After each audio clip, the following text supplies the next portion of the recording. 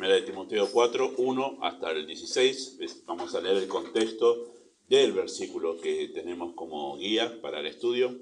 Dice así 1 de Timoteo 4, 1, de esta manera: pero el Espíritu dice claramente que en los postreros tiempos algunos apostatarán de la fe, escuchando espíritus engañadores y a doctrina de demonios, por la hipocresía de mentirosos que, teniendo cauterizada la conciencia, prohibirán casarse y mandarán abstenerse de alimentos que Dios creó para que con acción de gracias participasen de ellos los creyentes y los que han conocido la verdad, porque todo lo que Dios creó es bueno y nada es de desecharse si se toma con acción de gracias, porque por la palabra de Dios y por la oración es santificado.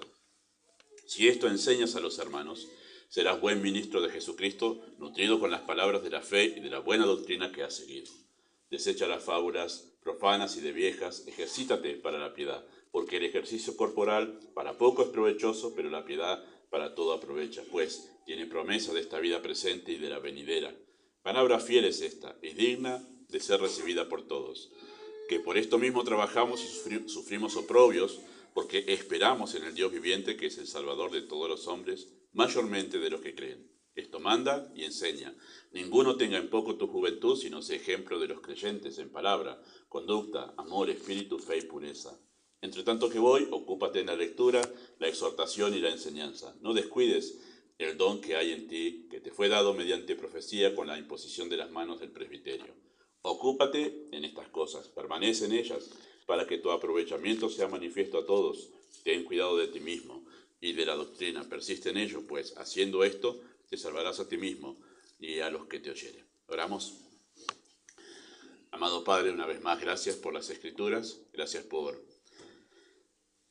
dejarnos tu voluntad, tus pensamientos, tu corazón volcado en este libro. Y pedimos, Padre, que al acercarnos a él en esta mañana, pedimos que nuestros corazones puedan mirar más allá de la voz humana, poder oír la voz de Dios, la voz del Espíritu hablando al corazón.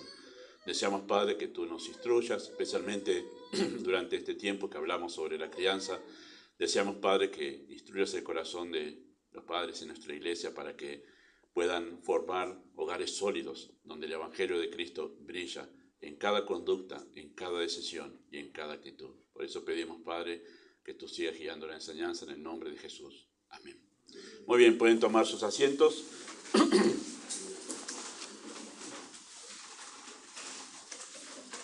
Bueno, nuestro texto lema es Ejercítate para la piedad 4:7, y hemos dicho acerca de ese enunciado que tomamos como lema, que según la Biblia la crianza de los hijos funciona como el entrenamiento en un gimnasio, porque esa es la idea de esa palabra ejercitarse, ¿verdad? ¿Cómo es en un gimnasio? Bueno, practicando rutinariamente, esa palabra es importante, rutinariamente, conductas y actitudes que moldean el carácter de los hijos en la piedad. Dos cosas importantes, la rutina y el fin. La rutina es el medio, o sea, no se va a lograr mucho en la vida de los hijos si no hay esa constancia de rutina. Son años, es difícil, es una tarea enorme de los padres porque requiere paciencia, requiere realmente mucha disciplina, requiere mucho amor, obviamente, porque son años de disciplina en la vida de los hijos, disciplina en el sentido de ejercitar rutinas, y con el propósito de moldear su persona, la clase de persona que son ellos, ¿verdad?, que van a ser ellos cuando sean grandes. Así que hay una gran tarea, y eso es lo que significa ese ejercítate para la piedad, ¿no? Un carácter piadoso. Y apuntamos al carácter piadoso como la norma de crianza en la vida de un hogar, porque en realidad la piedad es la única norma de vida correcta, ¿sí? Y es por eso que desde temprana edad, ¿sí?, aún siendo incrédulos, incluso siendo incrédulos los hijos deben ser adiestrados, esa palabra es importante también, adiestrados en actitudes y conductas que agradan a Dios. Eso es piedad, agradar a Dios. Y los padres instruyen a sus hijos en la piedad y los capacitan cuando los adiestran en actitudes y conductas que justamente son del agrado de Dios. Eso es la crianza en la piedad. Bueno, y esto deben hacerlo en realidad los padres porque la Biblia lo ordena. Eso es, además de otros motivos que hemos hablado en uno de los mensajes, el principal es porque Dios ordena que sea así, la crianza, ¿verdad? Efesios 6:4 dice, criar a los hijos en disciplina y amonestación del Señor. Eso es importante, ¿sí? Esa es la norma de crianza en el hogar. No tiene que ver con psicología en el mundo, no importa lo que hablen los pensadores supuestamente entrenados en este mundo. La Biblia marca claramente que la crianza debe estar basada en la Escritura, debe estar basada en los principios que el Señor da, ¿sí? Eso es una crianza piadosa. Bueno, hemos llegado a tener un enunciado que ha guiado esta serie de mensajes hasta aquí, porque es un solo mensaje, pero en 3 episodios ha sido, ¿sí? Y con este enunciado, la crianza piadosa es una crianza integral. Ese es el enunciado que ha guiado, que era para dar en un solo mensaje, pero lo hemos dado en 3 con este que vamos a dar hoy, ¿sí? Y hoy lo completamos en realidad. Faltan 2 mensajes, pero ya tiene que ver con la disciplina de los hijos, que vamos a dedicarle dos enseñanzas para completar el mes.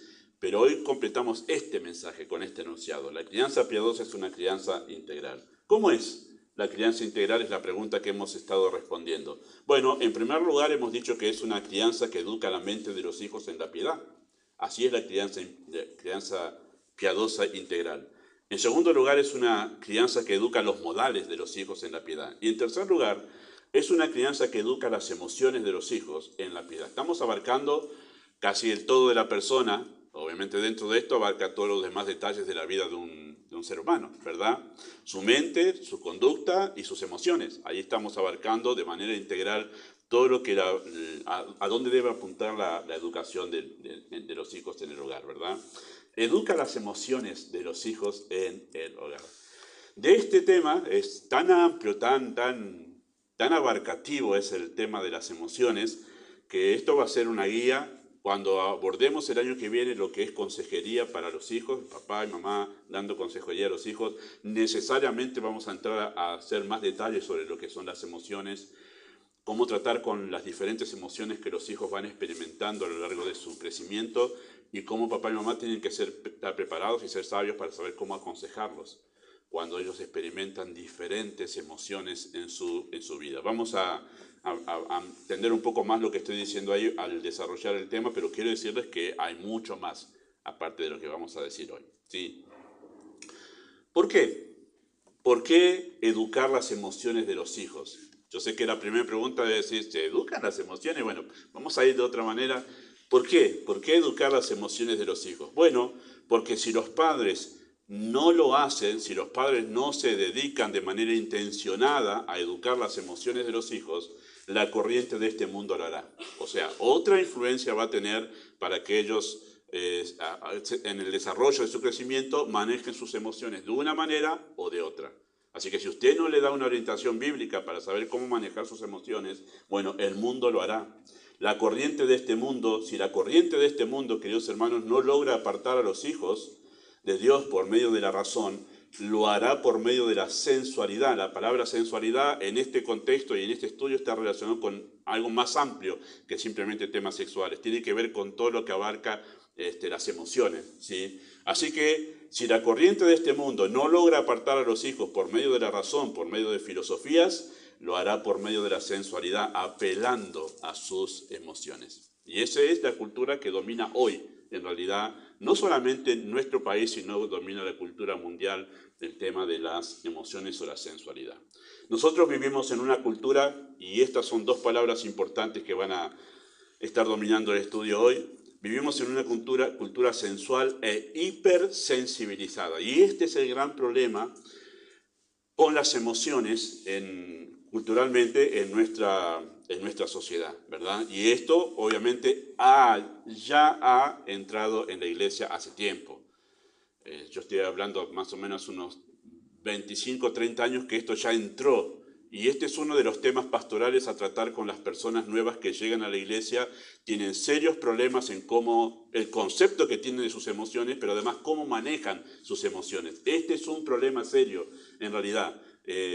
Y es importante que los padres sepan que este es un tema a tratar con sus hijos, ¿sí? El tema de la sensualidad y el tema de la hipersensibilidad, ¿sí? Hipersensibilizada está la cultura hoy.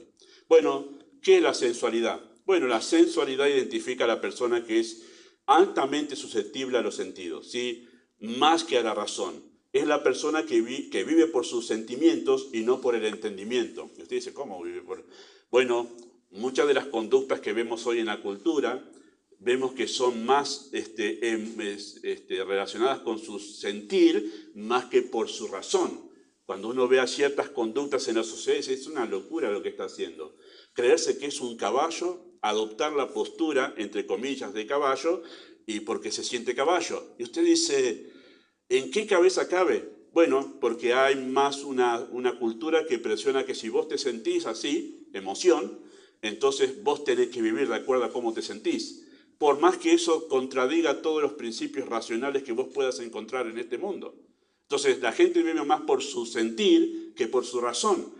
Contradice toda lógica, pero no importa, es lo que yo siento. Bueno, esa es la idea de la persona sensual. Es la persona que se guía más por los sentidos, es altamente susceptible a los sentidos más que a la razón y vive por sus sentimientos. Lo que dictan sus sentimientos es la norma de vida. ¿Sí? Esto identifica a la persona cuya voluntad está dominada por sus emociones. Solemos llamar el tipo de persona impulsiva. Ah, me enojé, pum, patea el tablero y se va. Ah, bueno, está eufórico y todo parece que maneja todo por el libertinaje. Es la persona que es impulsiva, siente algo y lo hace, no importa, deja sus responsabilidades, deja otras cosas, y es ese tipo de persona. Es la persona que se guía, cuya voluntad está dominada por las emociones. ¿Sí? Las emociones son la respuesta, queridos hermanos, que nuestra alma tiene ante la interacción con el entorno. Vamos a decir eso porque al hablar de las emociones en un sentido negativo, en parte de este mensaje, vamos a pensar y decir, bueno, entonces no tenemos que sentir nada. Bueno, cuidado. Las emociones en realidad son la respuesta que nuestra alma tiene ante la interacción con el entorno. ¿Sí? Las emociones son un don de Dios, eso vamos a dejarlo en claro. ¿Sí? Son un don de Dios que Dios nos dio con diferentes propósitos. O sea, nosotros interactuamos con este mundo, o sea, nuestro ser interior, nuestra alma, nuestro corazón interactúa con este mundo físico, y en respuesta a esa interacción, nuestra alma expresa emociones, ¿sí? Diferentes emociones, variadas emociones. He tratado de pensar un listado, pero son muchísimas las respuestas emocionales que nosotros tenemos ante la interacción con el entorno, tanto en el mundo físico, con la interacción con las personas en diferentes circunstancias. Todo el tiempo estamos respondiendo, nuestra alma está diciéndole a nuestro mundo exterior cómo nos estamos sintiendo, cómo se está sintiendo nuestra alma. A veces es enojo, a veces alegría, a veces indiferencia. Son todas emociones que nosotros expresamos, o sea, que nuestra alma expresa de cuál es su reacción ante lo que está viviendo. Esas son las emociones, ¿sí? Simplemente una respuesta de nuestra alma ante el entorno, ¿sí? Y son dadas por Dios con diferentes propósitos las emociones. Por ejemplo, tenemos emociones que nos permiten expresar nuestro disfrute interior. O sea, la emoción de la alegría, del gozo, del deleite, todas esas emociones que están relacionadas con que estamos pasándola bien con esta circunstancia. Entonces, el ser interior demuestra ese disfrute por medio de esas diferentes emociones que tenemos, ¿sí? Por ejemplo, escuchando una bella pieza musical, ¿no? Usted pone una música que le gusta y ya se le cambió la cara. Claro, es el hecho de que el ser interior está disfrutando de eso y lo expresa con una sensación placentera, se cambia la mirada, todo lo demás son emociones. El ser interior se expresa de esa manera, ¿sí? O disfrutando un momento ameno con la familia, ¿no? Y sale una carcajada, y dice, bueno, se nota que interiormente está disfrutando el momento, ¿verdad? O deleitándonos con una buena comida, ¿no? Cuando viene la comida, primero la que es favorita y se está bien condimentada y que si no se ha pasado de la sal y que está justo y como, wow, qué sensación placentera. El ser interior está expresando que la está pasando bien con esa comida favorita, ¿verdad? O asombrándonos con una bella sorpresa. Alguien dice, oh, mirá vos lo que sucedió. Y entonces cambia, emociones, ¿sí? O, por ejemplo, la tranquilidad. La tranquilidad es una emoción. Después de un día largo de trabajo, llega un momento que wow, ya está fuera de la presión de haber estado viajando en el tren, la presión de haber estado en trabajo, y uno llega a casa y qué silencio, wow, tranquilidad. Y la tranquilidad es una emoción. Está diciendo nuestro ser interior a través de esa expresión de tranquilidad, ahora ya está, me siento aliviado de la presión del día y estoy disfrutando un momento tranquilo de descanso. Bueno, así, las diferentes situaciones que vivimos, el alma expresa esa satisfacción por medio de diferentes emociones. También tenemos emociones que nos permiten expresar dolor en el alma, ¿sí? Cuando ya la cosa no nos está gustando lo que estamos experimentando, ¿no? El dolor del alma, la preocupación, la angustia, el malestar, el disgusto, el enojo, el miedo y otras reacciones ante situaciones que son difíciles. Entonces el alma, a través de esas emociones, le está contando a nuestro mundo exterior que estamos pasándola mal adentro, Eso es las emociones, ¿verdad? Y también tenemos emociones que son como señales de alerta, las que Dios nos ha dado y que sirven en realidad como señales de alerta. Por ejemplo, el miedo. El miedo es una emoción que nos sirve, que es útil. Está bueno tener miedo, obviamente, ante un peligro real, ¿sí? Si no tuviésemos miedo ante un peligro real, íbamos a seguir adelante y vamos a sufrir consecuencias serias. Pero el miedo es algo muy bueno que Dios ha dado al ser humano para que realmente se ponga en alerta ante un peligro y se proteja. Entonces está bueno sentir miedo, porque eso nos protegemos, ¿sí? O por ejemplo el sentimiento de culpa. El sentimiento de culpa es algo bueno que Dios ha dado al ser humano, viene con la conciencia y sirve para que sepamos que hemos hecho algo malo. Cuando en realidad se cauteriza la conciencia, se anula el sentimiento de culpa y entonces después la persona hace algo malo pero no siente culpa, porque se ha cauterizado y ha anulado ese sentimiento dentro de sí para que, como cuando tomamos un ibuprofeno, se anula el sistema nervioso que nos ayuda a saber que hay algo que está mal, y cuando hay algo que está mal, ¿qué produce el cerebro? Dolor. Por eso es que el dolor está acá. Uno dice, no, pero me quemé, el dolor. No, no, el dolor está acá. No, está acá, porque el dolor lo produce el cerebro. Y hay personas que han estado en alguna situación donde han estado aislados, en una montaña, por ejemplo, se ha quebrado la pierna, y como el cuerpo sabe que no hay ayuda inmediata, anula el sentimiento de dolor. Y la persona dice, wow, no sentía dolor. Y no, porque el cuerpo sabe que no hay ayuda. Apenas llegó, esto lo vi en una de esas situaciones reales que pasó, llegó un helicóptero para rescatarlo y empezó a sentir un dolor tremendo. ¿Qué pasó? El cuerpo supo que ya estaba la ayuda. ¿Y qué hizo? Dolor. Mandó enseguida el cerebro para decir, guarda, no vas a usar la pierna porque está quebrada y no se puede usar. Así que manda dolor. Lo fabrica el cerebro el dolor. ¿Por qué? Porque hay que cuidarse. Hay que cuidarse. Bueno, estas son todas emociones con las cuales Dios nos ha creado para usarlas en diferentes situaciones, diferentes circunstancias, ¿sí? Así que las emociones, queridos hermanos, tienen un propósito y funcionan bien las emociones cuando son usadas en el momento y con el fin adecuado. Así que hay un momento y hay un propósito para el cual Dios nos ha dado las emociones. Pero las emociones pueden ser manipuladas por medio de la sobreestimulación de los sentidos.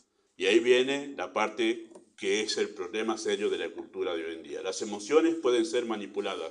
¿Qué quiere decir que pueden ser manipuladas? Que yo las puedo hacer que funcionen en momentos cuando no hacen falta que funcionen. A eso nos referimos, con la sobreestimulación, ¿sí? Y es la sobreestimulación de los sentidos. O sea, nuestro cuerpo, nuestra biología interactúa con el mundo exterior y eso le hace conocer a nuestra alma qué está pasando y el alma responde con la emoción adecuada a esa situación. Por ejemplo, usted está en una situación donde está en un velorio, la situación es conocida por nuestra alma y la respuesta obviamente es entristecernos por la situación que está pasando la persona que ha perdido a un ser querido. Bueno, responde de esa manera. Sin embargo, nosotros podemos hacer que una persona sienta dolor aunque no esté pasando una situación difícil, de tristeza, manipulando. Por ejemplo, los actores hacen eso, para que les caiga una lágrima.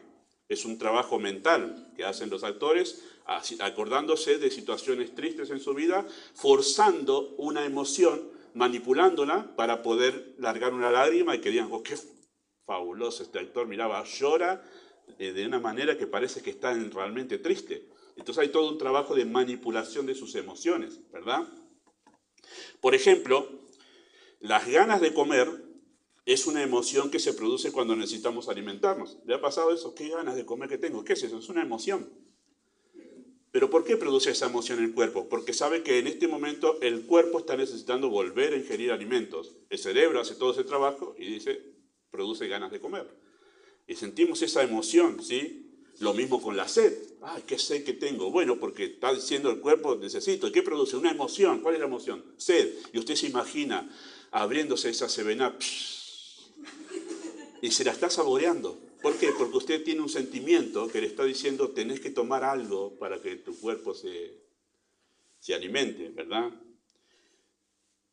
Pero en algunos restaurantes y en algunas fiestas, en las fiestas uno lo puede ver más todavía, para que sintamos ganas de comer, ¿qué es lo que se da?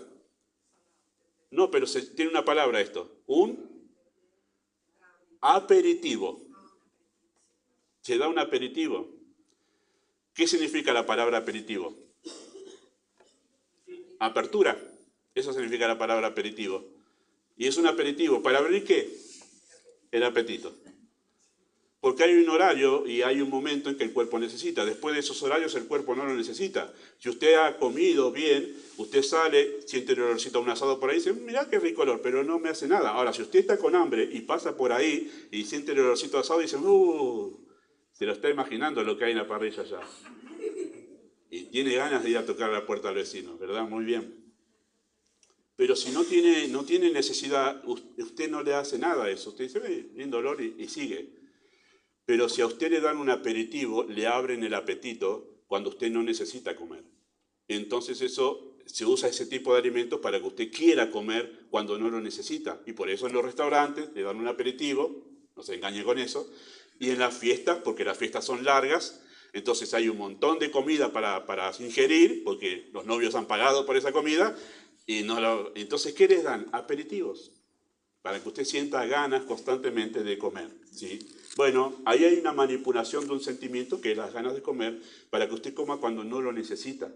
Entonces ahí hay una manipulación de las emociones, ¿verdad?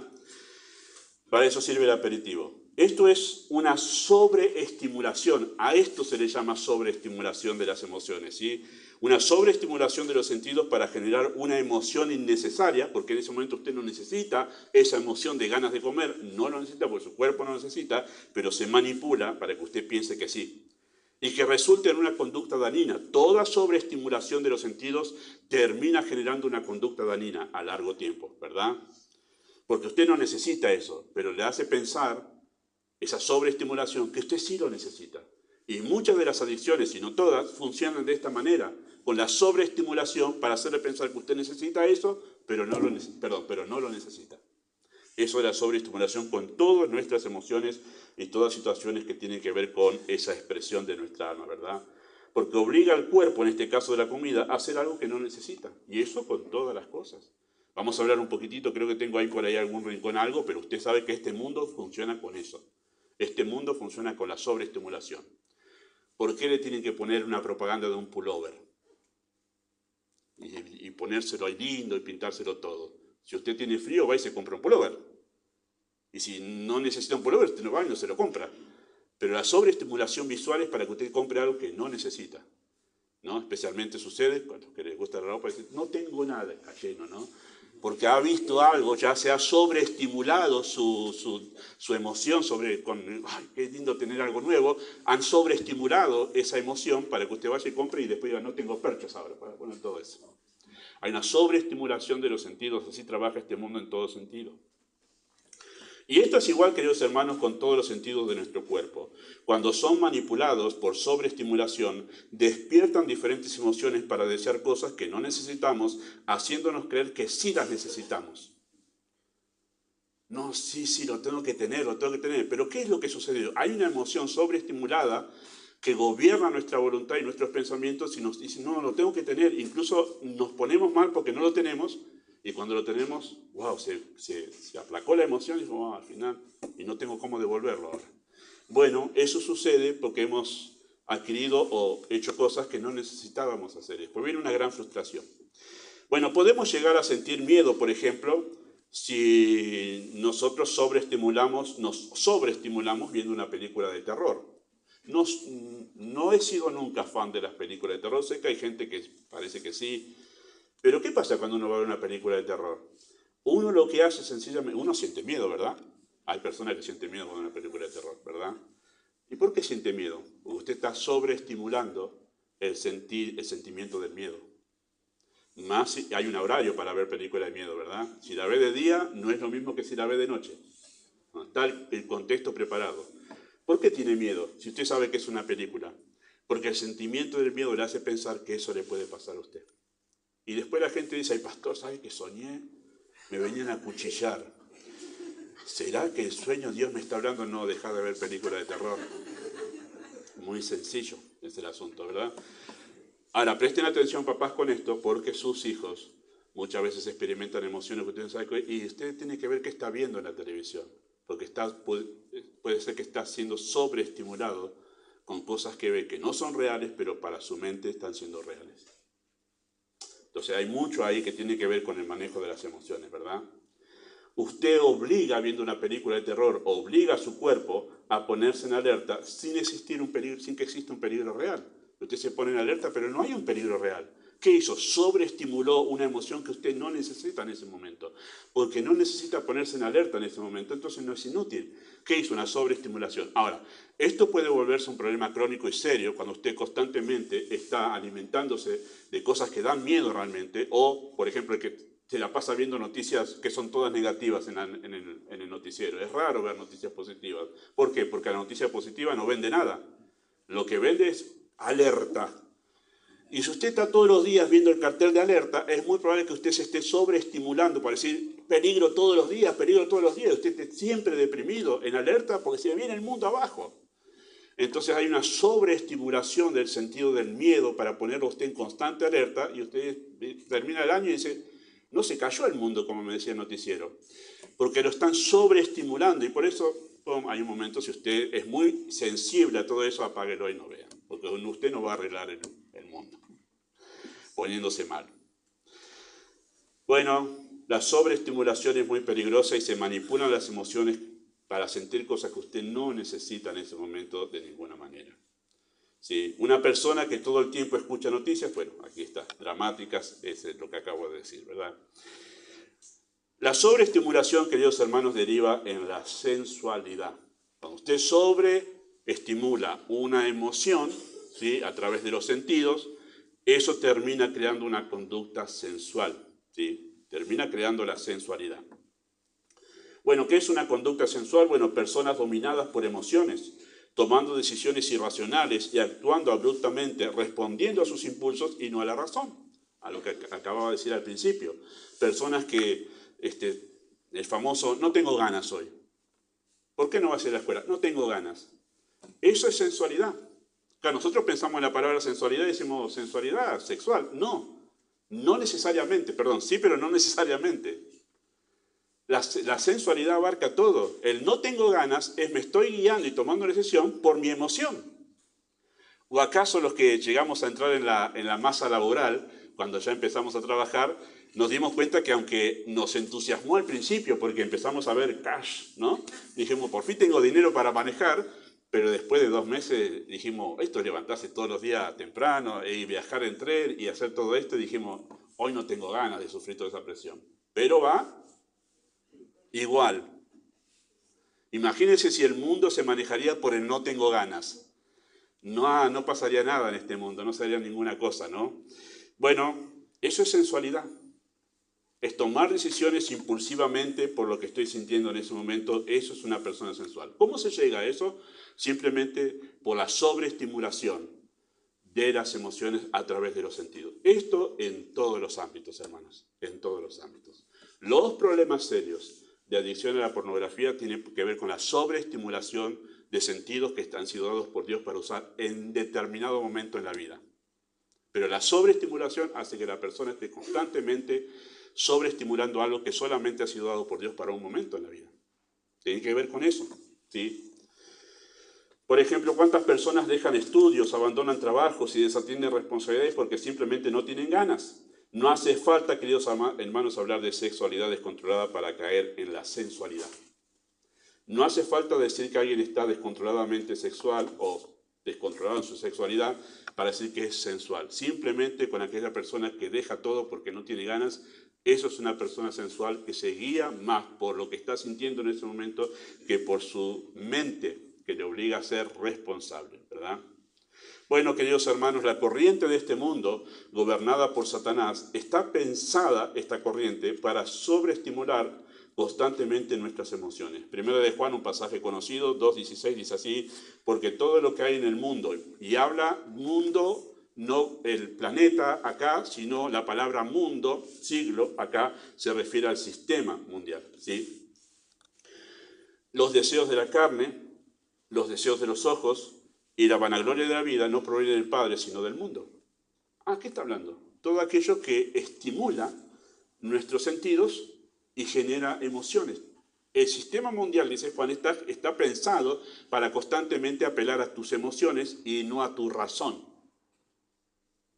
sino para que constantemente estés experimentando emociones que están siendo sobreestimuladas constantemente. Así está pensado este mundo. Y este es el tipo de cultura, queridos hermanos, a la que Cristo se refirió al hablar de los días de Noé en Mateo capítulo 24, 37, 38, el texto lo tienen aquí. Dice así el texto: más como en los días de Noé, así será la venida del Hijo del Hombre. ¿Qué sucederá antes de la venida del Hijo del Hombre? Bueno, como en los días de Noé, antes del diluvio, estaban ¿qué? Comiendo y bebiendo, casándose y dándose en casamiento. Pero hago énfasis en esa expresión, comiendo y bebiendo. Y siempre uno cuando lee al principio de la Biblia, ¿cómo es eso? Comiendo y bebiendo, comiendo y bebiendo. ¿Qué es? Vivían en un restaurante esta gente. No es eso, sino que es una expresión para poder manifestar allí o encerrar en esa expresión todo lo que tiene que ver con sensualidad. Son una cultura que está apelando constantemente a sobreestimular sus sentidos, en este caso a través de la comida y de la bebida, ¿sí? ¿O acaso cuando va a un supermercado de esto, usted pasa por la galería, el pasillo de los vinos, mejor dicho, y ha visto qué lindas que son las botellas? Son muy lindas las botellas de vino. ¿Por qué están hechas tan lindas? Para sobreestimular sus sentidos. Es lo que dice Proverbios capítulo 14. No mires al vino cuando rojean la copa. Habla en Proverbios capítulo 14, habla cómo funciona una persona adicta. Algún día lo vamos a enseñar, porque da todos los pasos que le sucede, todos los síntomas de una persona que está en adicción. En ese caso habla de la adicción al alcohol, y habla de la persona, que el alcohólico, que está sobreestimulado su sentido, después sufre las consecuencias. Me golpearon, y después que sufre todas las consecuencias, dice: me golpearon, mas volveré a buscarlo, porque está sobreestimulado su sentido, y vuelve, y vuelve, y vuelve. Y hasta que no corte con la sobreestimulación, no va a tener victoria sobre esa adicción. Entonces funciona de esa manera. Comiendo y bebiendo encierra todo lo que es sobreestimulación de los sentidos en este mundo, y así es la cultura previa a la venida del Hijo del Hombre. Va a ser una cultura sensual, ¿sí? Y casándose y dándose en casamiento, le hemos explicado en algunas veces, son personas que entran en una relación, se casan, se divorcian, salen y así van, y ahora ni siquiera se casan. Entran en pareja, salen, dejan, entran, es estar también sin compromiso, sino manejándose por sentidos sensuales de, bueno, ya está, se acabó el amor, voy a otro que me genere algo, un poquito más. Y van saliendo de relación en relación. Esa es la idea, casándose y dándose en casamiento. Bueno, pero así será esta cultura, una cultura sensual. Pero no es solo una cultura sensual, queridos hermanos, en la que vivimos. Es una cultura, la que vivimos hoy en día, hipersensibilizada. Es una cultura hipersensibilizada, ¿sí? Nosotros somos seres sensibles. O sea, ¿qué quiere decir sensible? Que somos afectados por lo que sucede en nuestro entorno. Y somos afectados por las relaciones que tenemos. No somos inmunes a experimentar emociones en el trato unos con otros y en las diferentes circunstancias. Eso es tener sensibilidad, ¿sí? Y eso está bien, porque Dios nos ha creado con eso. El problema es cuando caemos en la hipersensibilidad, ¿sí? Bueno, ¿qué es la hipersensibilidad? Caracteriza a la persona cuyas emociones son frágiles, fáciles de herir y de reacción exagerada. Esa es una definición mía, se puede mejorar. Si la mejora, me avisa y me ayuda mucho. Pero eso es una persona hipersensibilizada, ¿sí? Una persona con emociones frágiles, que es fácil de herir justamente por eso, y además tiene una reacción exagerada ante diferentes situaciones que no requieren esa exageración, ¿sí? Y aunque este tipo de personalidad es poco confiable, una persona hipersensibilizada que frágilmente es herida, o sea, es herida por nada, ahí está, sus emociones, es poco confiable, porque si nosotros sabemos que se va a poner a llorar por cualquier cosa, ¿cómo le voy a dar un trabajo de alta responsabilidad? Porque no va a poder afrontar Cuando vengan los problemas en tal tarea, yo sé que se va a desmoronar. ¿Por qué? Porque es hipersensible, no soporta nada, no soporta ninguna presión, se desmorona, le agarra ataque de pánico. ¿Y cómo le voy a confiar algo? Entonces la persona hipersensible es poco confiable, difícil de tratar porque uno no sabe ni cómo mirarlo, ni cómo decir una frase, ni cómo decir aquello otro, se ofende por todo. Difícil de educar es la persona hipersensible porque se ofende enseguida. He contado esto otras veces, pero hay público, se renueva el público, pero me acuerdo cuando tenía, estoy hablando de año 96, no me acuerdo cuánto tenía. Pero alguien estaba tocando un piano en una iglesia donde estaba tocando mal. Yo sé un poquito, y lo poquito que sabía me servía para poder decirle, mirá, no es así, es de esta manera. Sonaba mal además. ¿Y qué hizo? El jovencito que me animé porque no sonaba bien, agarró, me miró, se sonrió, sacó la mano al piano, bajó la tapa al piano, se levantó y se fue. Son difíciles de enseñar las personas hipersensibles, porque no aceptan ninguna crítica, no aceptan nada. Es un problema serio. No son educables las personas hipersensibles, porque no están dispuestas a recibir una corrección, que alguien les diga, eso está mal, o eso no es así. La persona hipersensible tiene que ver con algunos videos que se subieron hace algún tiempo en la internet, haciendo una parodia del problema serio de lo que es esta nueva moda de pensar acerca de que no hay de la moral relativa, ¿no? Que no hay una verdad absoluta, ¿no? Y el hecho de que si usted encuentra una persona, especialmente a sus hijos, que vienen y le dicen, mamá, 2 más 2 es 5, o papá, 2 más 2 es 5, ¿qué le dice usted? ¿Cómo le va a decir que está mal? Se va a ofender. No, usted enseguida le dice, no, es 4, hijo. No, pero yo siento que son 5. Bueno, eso que es casi risueño, porque nosotros le corregimos enseguida, y no tendría por qué ofenderse cuando le corregimos que es 5. Almacenero, sí, es 4, no es 5. Y la persona no tendría, ay, pero vos, ¿qué me andás juzgando? ¿Me andás juzgando vos que te crees que sabes todo? ¿Que sabes que 2 más 2 es 4? Capaz que no es. Bueno, la gente es así, hermanos, con cosas muy claras, no solamente doctrinales, sino morales, no está dispuesta a la corrección. Eso es la hipersensibilidad, ¿sí? Son personas que no se las puede educar, con serios problemas para llevar una vida provechosa, y la cultura presiona justamente, aunque todo esto es negativo, la cultura presiona para hipersensibilizar al individuo. La cultura elogia y lo pone muy en alto a la persona hipersensible. ¡Wow! Mirá qué sensible este. ¡Oh! Allá lo ponen. Y ya he dado también esta ilustración otras veces, pero esos programas que veíamos en algún tiempo con mi esposa de los concursos de cocina y todo eso, personas adultas, hermanos, que se ponían a llorar porque se le cayó la crema de la torta. No es la Tercera Guerra Mundial. No, se te cayó un poco de crema de la torta que la levantás y listo, y nada más. Pero parecía el drama del mundo. Claro, pero en televisión hacía rating que la persona se ponga a llorar por eso. ¿Por qué? Porque esta cultura elogia a la persona hipersensible. Mira qué sensible que es. Qué bárbaro. Bueno, no está nada bueno esto, pero es una idea equivocada que se está sembrando, se ha sembrado y ya está establecida en este mundo, ¿sí? ¿Y por qué se hipersensibiliza a las personas? Porque una persona hipersensible es más fácil de manipularlo. Tú trabajas las emociones y cuando ya está con las emociones que las tenés así, las estás dominando vos, le podés pedir que te dé el título de propiedad de su casa y te lo da. Porque hay iglesias, hermanos, nunca estuve en ninguna de ellas, pero los escucho, hay iglesias donde gente va y el pastor manipula las emociones de las personas y así les dan su título de propiedad. Hemos tenido un caso en algún momento, año 2000, por ahí, un poquito antes, de una señora que conocíamos que estaba a punto. No le dé. ¿Cómo te va a dar el título de propiedad? Pero claro, hipersensibilizada, cuando manipula sus emociones, la haces que haga lo que vos quieras. Esa es la razón por la cual hay una cultura hipersensibilizada. Queridos hermanos, el fin de Satanás es crear una cultura que no resista. Al crear una cultura hipersensibilizada, es una cultura que no resiste escuchar la sana doctrina. Porque la sana doctrina ofende. y ofende legítimamente la sana doctrina.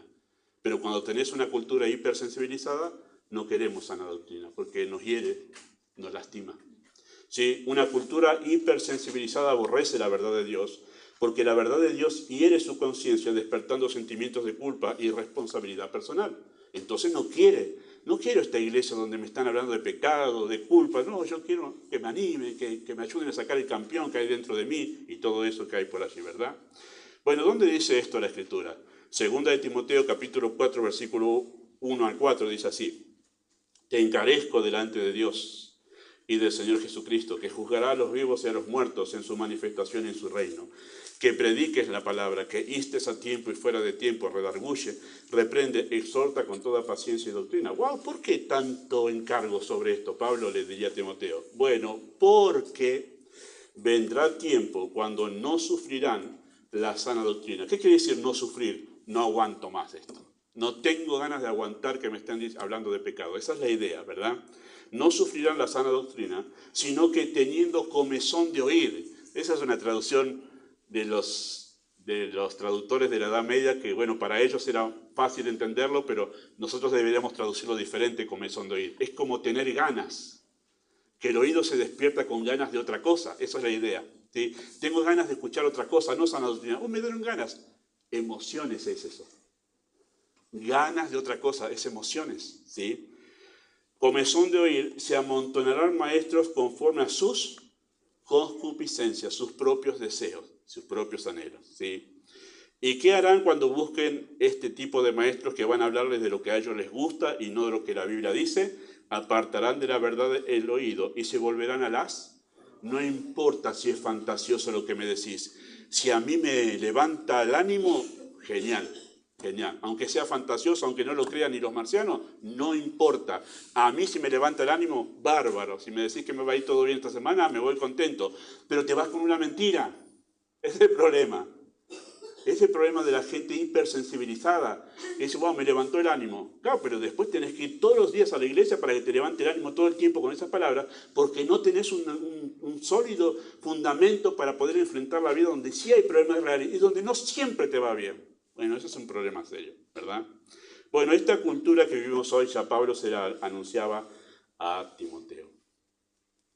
Queridos hermanos, la sana doctrina hiere legítimamente la conciencia, ¿sí? La sana doctrina hiere legítimamente la conciencia. ¿Qué quiere decir? Que está bien que la sana doctrina hiera nuestra conciencia y produzca en nosotros sentimientos de tristeza, de dolor, culpa y de todo eso. Está bien que así sea, ¿sí? ¿Qué significa herir legítimamente la conciencia? ¿Sí? Bueno, significa que es decir la verdad sin ningún intento de manipulación. Cuando nosotros le decimos a alguien la verdad sin intentar manipularlo, estamos diciendo algo que es cierto, sin intentar manipularlo, estamos hiriendo, y aunque si eso hiere, es negativo para la persona, si eso lo hiere, no importa, lo estamos hiriendo legítimamente porque es la verdad, ¿sí? Es lo que tiene que atender en ese momento, ¿sí? Queridos hermanos, la verdad muchas veces hiere nuestra conciencia por nuestro bien. Y cuando se hiere nuestra conciencia por nuestro bien, esas heridas están bien. Y por eso es que Dios hiere y Él sana la herida. Y uno dice, ¿cómo un Dios que hiere? Sí, un Dios que hiere, porque te hiere para tu bien, para que recapacites, para que reacciones, para que en realidad te arrepientas. Por eso es que está bien que Dios nos hiera con la verdad. Ahora, cuando vos herís a alguien para manipularlo, eso sí que no. Eso no está bien, ¿sí? Es duro, queridos hermanos, darnos cuenta que estamos equivocados, ¿verdad? Cuando escuchamos la verdad y decimos, tiene razón, pero es duro eso, nos humilla eso. Pero ser humillados es doloroso, pero es bueno, queridos hermanos, porque nos libra del error. Nos libra del error. Ahora, atienda a esto, podemos llegar a herir de forma ilegítima la conciencia del otro cuando lo avergonzamos en asuntos que no son relevantes. Ahí sí, no, pero estoy diciendo la verdad, pero esa verdad es irrelevante. No estás hablando ni del infierno, ni del cielo, ni de sana doctrina, no está la vida de la persona en juego. Hay cosas que nosotros, que son verdad, que no las decimos, sabemos que le va a herir y no es necesario decirlo. porque no hay en juego nada importante. Entonces ahí no hace falta herir la conciencia del otro por más que uno tenga un dato cierto. Dice, no hace falta en ese momento. Y eso se llama prudencia, ¿sí? Pero cuando se trata de cosas relevantes como la eternidad, como la vida, como la seguridad o la salud de alguien, no importa si uno hiere la conciencia de la persona, es necesario porque hay algo importante ahí que debe ser comunicado, ¿verdad? O si no, cuando decimos la verdad sin amor, siendo irrespetuosos, podemos incluso estar hablando del infierno, pero estar hablando de una manera equivocada, ¿sí? Atacando a las personas, usando palabras irrespetuosas. Eso tampoco es herir la conciencia de alguien legítimamente. La Biblia nos enseña a hablar la verdad, pero a hablar la verdad en amor, ¿sí? Siendo respetuosos. O si nosotros intentamos lucirnos como justicieros o manipular a las personas, como Pablo dice en 1 Tesalonicenses capítulo 2, nosotros no usamos de palabras lisonjeras y no abusamos de ustedes. No los engañamos, les hablamos la verdad lisa y llanamente, pero no los estamos manipulando. Bueno, así que debemos hacer esa diferencia para entender que la verdad hiere, pero la verdad tiene que ser dicha en amor y de manera correcta y atendiendo a asuntos importantes, ¿verdad?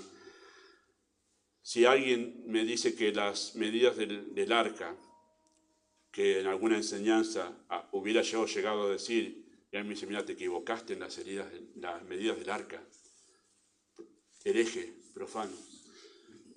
No cambia nada, hermanos, si me equivoqué en las medidas del arca. Ahora, si yo me equivoco con el Evangelio, usted tiene que herirme a mí y decirme que estoy equivocado y que esto no es bíblico, y me lo tiene que demostrar para sacarme del error. Pero en cosas intrascendentes, si los ángeles tienen alas o no, no importa eso, hermanos.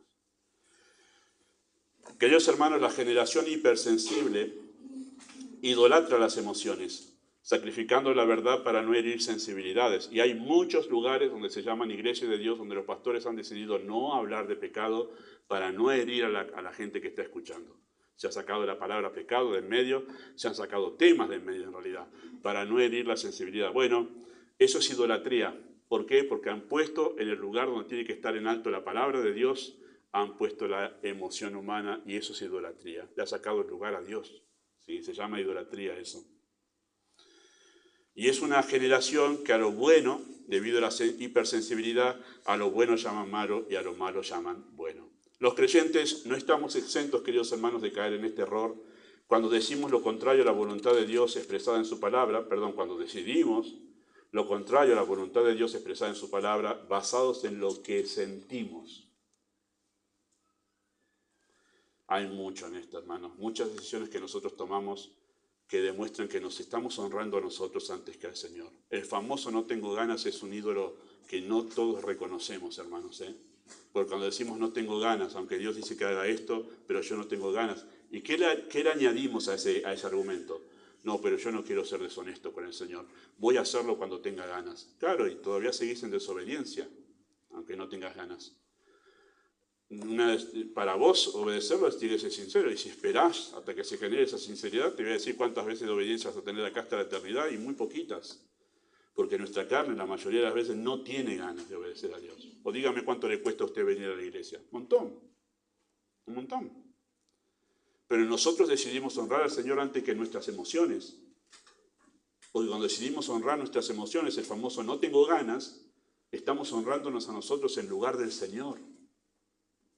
Eso es lo que sucede con esto. Eso es lo que sucede con esto de las emociones sensualizadas e hipersensibilizadas. Estamos honrando a las emociones más que a la palabra de Dios. Ese es el problema serio aquí. Los creyentes no estamos exentos de esto, por eso debemos tener cuidado. ¿Sí? Porque al hacerlo, basar las decisiones en nuestros sentimientos y en nuestras emociones, rechazamos la autoridad de Dios y honramos nuestras emociones más que su verdad. Y se lo digo a los jóvenes aquí, los que están solteros, los adolescentes, que está el bichito del amor muy cercano a ustedes allí, picando, encontrándose en un encuentro como ayer, por ejemplo, que estuvimos en la boda, estaba un grupo grande, jóvenes y jovencitas allí. Algunos creyentes y otros no sabemos, pero el enamoramiento con incrédulos, la lucha que los padres van a tener indudablemente cuando sus hijos se enamoren con incrédulos, va a ser el momento decisivo para vamos a honrar al Señor y no tus sentimientos, no a ese noviazgo, no tenés nuestra aprobación. no a ese noviazgo. Es el momento para que usted decida honrar al Señor o las emociones de su hijo, como otras muchas cosas. ¿Cuántas veces, queridos hermanos, hemos tomado decisiones así de esa manera, honrándonos a nosotros como nos sentimos más que al Señor? ¿Sí? Debido a lo peligroso que es esta tendencia, los padres deben educar las emociones de los hijos, ¿sí? Y vamos a dar unos consejos finales para esto, aunque hay mucho más. ¿Cómo deben educar las emociones de los hijos? Primero, enséñele que la verdad de Dios está por sobre las emociones de ellos. Más importante que tus emociones es la verdad de Dios. Y si obedecer a Dios va en contra de tus emociones, tú tienes que elegir siempre la verdad de Dios, aunque eso no te guste.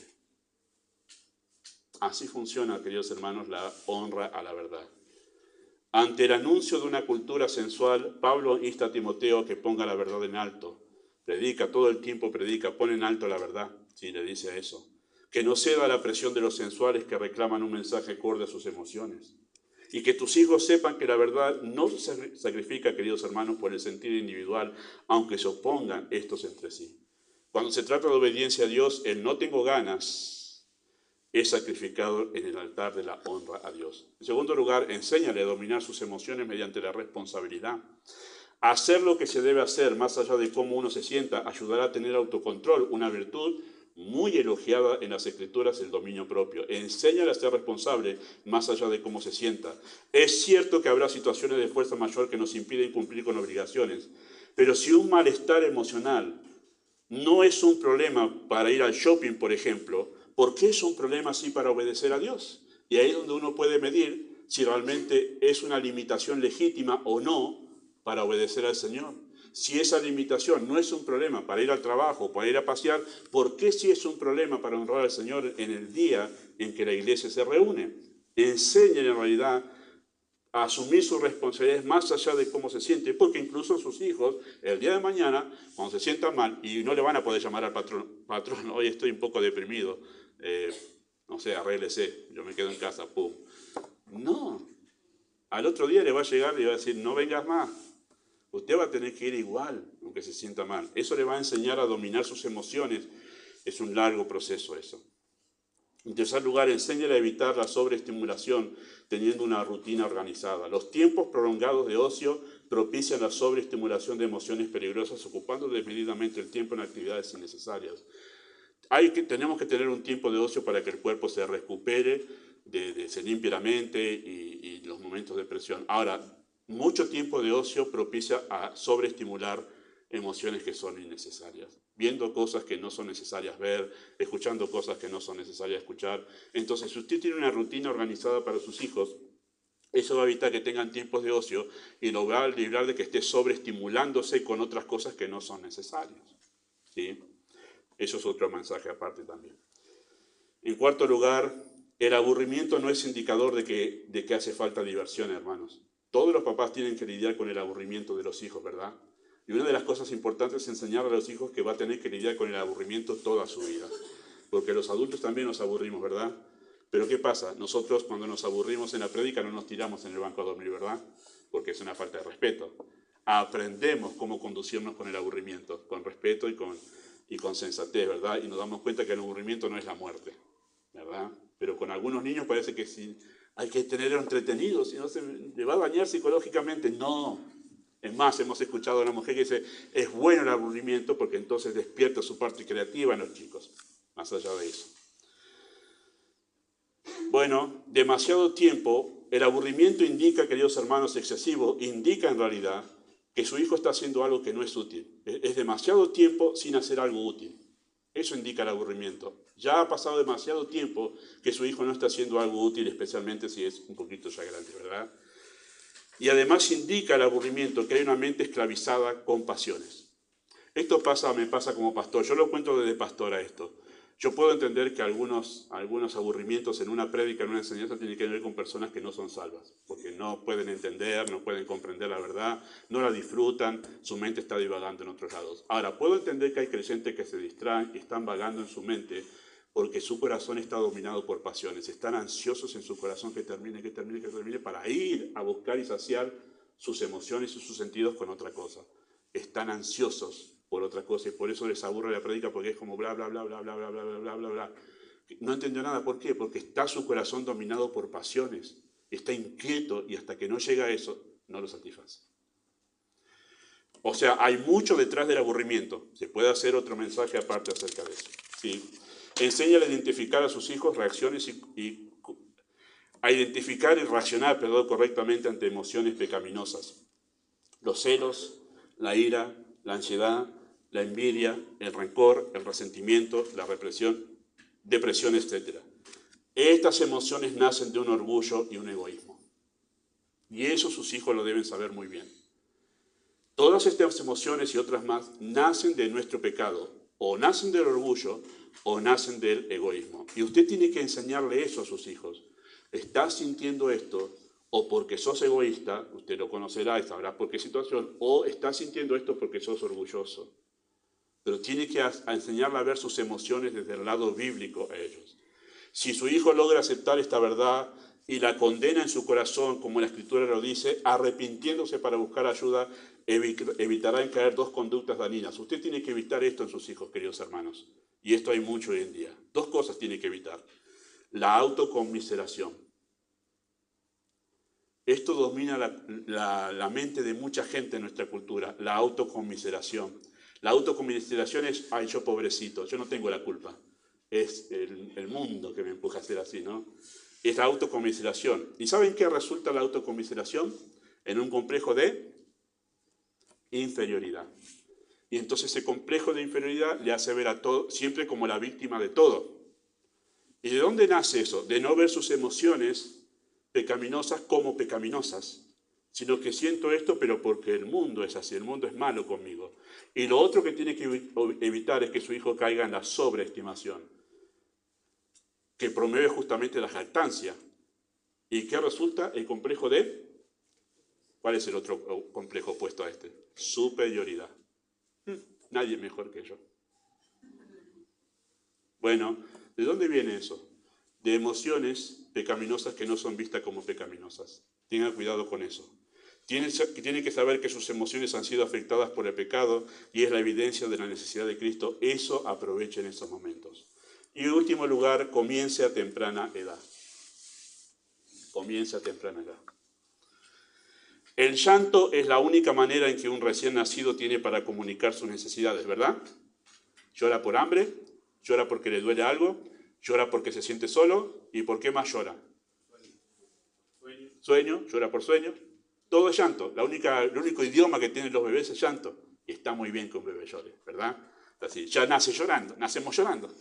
Es el único idioma que conocemos por los primeros meses de vida, queridos hermanos, es así. Y los papás lo saben muy bien. Es más, los papás después ya distinguen, es por esto, es por lo otro. Y después, ¿qué empiezan a distinguir? Que él se avivó. Ah, este llanto es de lágrima de cocodrilo. Ya aprendió que cada vez que llora, papá y mamá van y lo alzan. O otra cosa, ¿no? Lo que quiere. Bueno, todos los hijos, nosotros hemos hecho, yo creo que hice eso, mamá, ¿verdad? Creo que también, porque no me acuerdo de mi etapa de bebé. Pero todos sienten la tentación de utilizar el llanto como un medio de manipulación.